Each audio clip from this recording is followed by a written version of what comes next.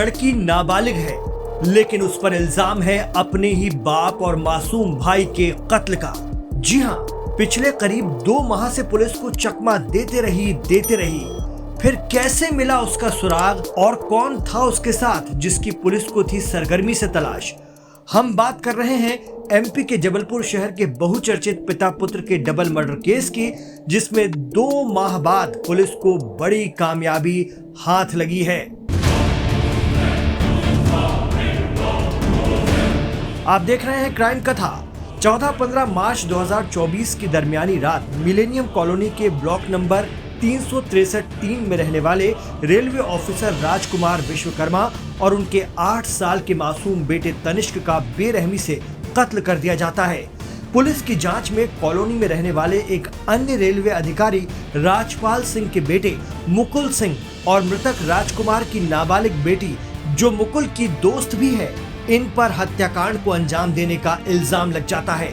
लड़का और नाबालिग लड़की दोनों फरार हो जाते हैं, लेकिन इससे पहले उन्होंने पूरी प्लानिंग के साथ इस वारदात को अंजाम दिया था।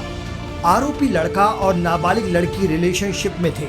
सितंबर 2023 से उन्होंने फोन पर डायरेक्ट बात करना बंद कर दिया था, बल्कि एक ऐप पर बात करके इस जघन्य हत्याकांड को अंजाम देने की साजिश रचने लगे। जी हाँ, लड़की खुद अपने पिता और भाई के मर्डर की तैयारी कर रही थी अपने दोस्त मुकुल के साथ। आरोप है कि इसके बाद 14-15 मार्च 2024 की दरमियानी रात इस जघन्य हत्याकांड को इन दोनों ने ही कर डाला। पुलिस के मुताबिक कुल्हाड़ी से इन्होंने रेलवे अफसर राजकुमार विश्वकर्मा और उनके 8 साल के मासूम बेटे को मौत के घाट उतार दिया और फिर कुछ घंटों बाद शव से आ रही बदबू को छिपाने के लिए पिता की लाश तो पॉलिथीन में रैप करने की कोशिश की और बच्चे की लाश को फ्रिज में रख दिया। इसके बाद 15 मार्च को दोनों दोपहर में जबलपुर से फरार हो गए। फिर शुरू हुआ इन्हें पकड़ने का खेल, लेकिन आरोपी मुकुल सिंह और लड़की दोनों पुलिस के साथ चूहे बिल्ली का खेल खेलते रहे।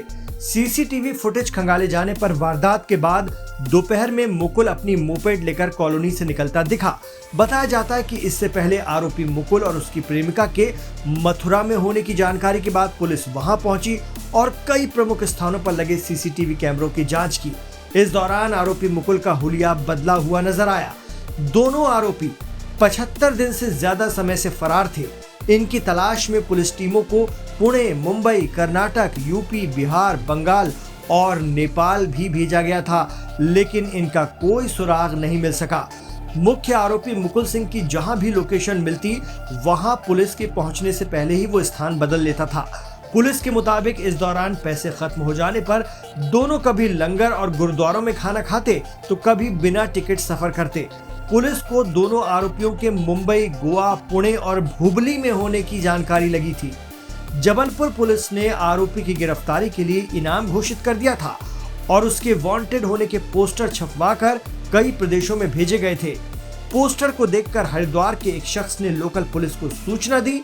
इस आधार पर पुलिस ने घेराबंदी की तो आरोपी मुकुल चकमा देकर भाग निकला, लेकिन नाबालिग किशोरी को पुलिस ने अभिरक्षा में ले लिया।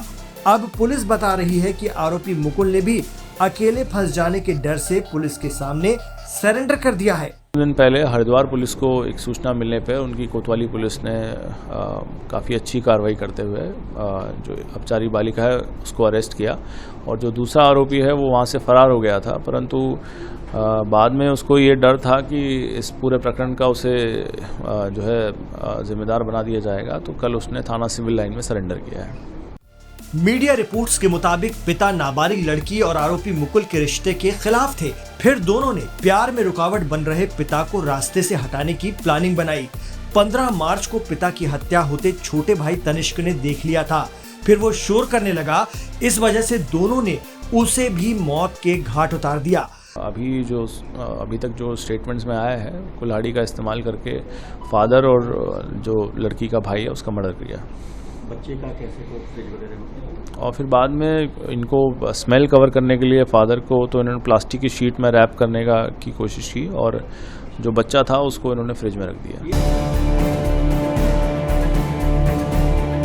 फरारी के दौरान आरोपी द्वारा एटीएम का उपयोग करने की जानकारी लगने पर पुलिस ने मुकुल के 2 और मृतक राजकुमार का एक खाता फ्रीज कर दिया था। खाता फ्रीज होने के बाद भी आरोपी के पास फरारी काटने के लिए पैसे कहां से आ रहे थे, इस पर भी जबलपुर पुलिस तफ्तीश करेगी। पुलिस को संदेह है कि फरारी काटने में कोई आरोपी की मदद कर रहा था।